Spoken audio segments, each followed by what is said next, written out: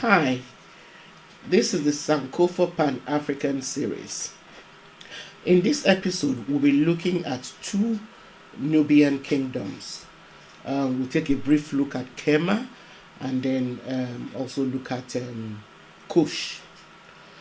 Now, although it is the best known Nubian kingdom, Kush was not the only Nubian civilization. A number of kingdoms evolved out of Nubia over a period of about 3,000 years. Even before the 25th dynasty, when Nubians ruled Egypt, Kerma was a very powerful Nubian city-state which ran alongside Egypt from about 2450 BC to 1450 BC. The kingdom of Kerma's territory was as extensive as Egypt's because Kerma controlled the Nile Valley between the first and fourth cataracts. Kerma was primarily rural or agrarian. The population of this period practiced farming, hunting, fishing, and raising of livestock such as cattle and sheep.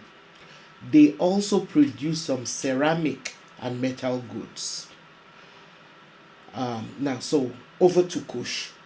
Now, the kingdom of Kush, which was part of Nubia, established itself after the disintegration of what was known as the New Kingdom of Egypt. Its first capital laid south of the Egyptian Nile Valley in Napata.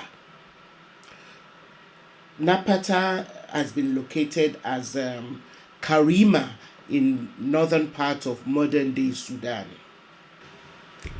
Now, Kush succeeded in invading Egypt in the 8th century BC, and its monarchs became the pharaohs of the 25th dynasty of Egypt. Pi, spelled Piye,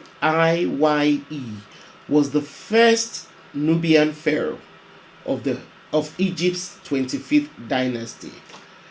The most influential pharaoh of the 25th dynasty was his son, called Tahaka, also known as Kunemefumri.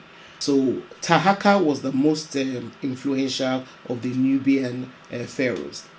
Now, the city of Meroe served as the southern administrative center for the kingdom of Kush, beginning from around 750 BC, at a time when Napata was still the capital of Kush.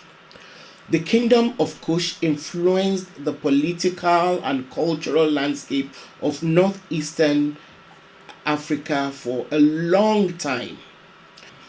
Now, ancient Nubian cultures were also highly sophisticated, and the region served as a main commercial market for goods from the African interior, the Arabian desert, and the Mediterranean basin.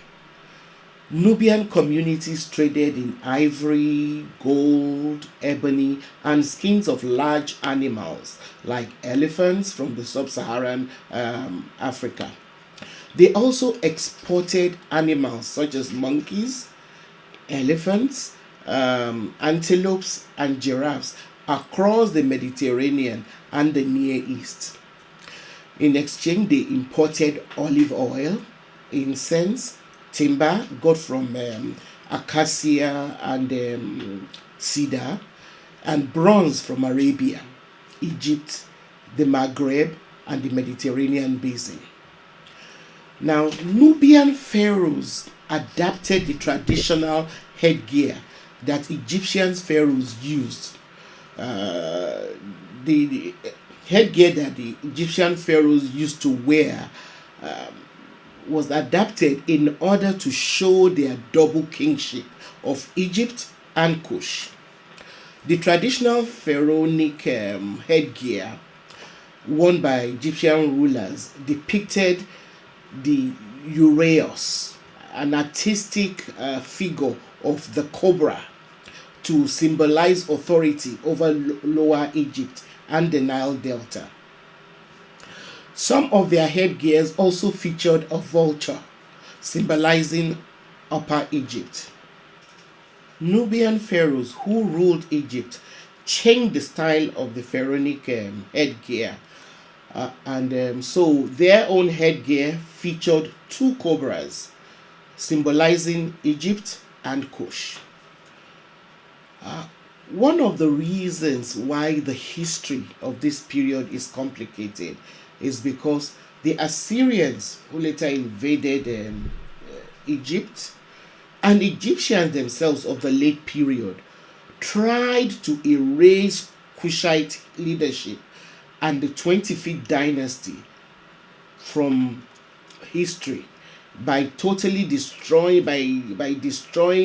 their statues, steles, and even their names. They even removed their names from the historic records.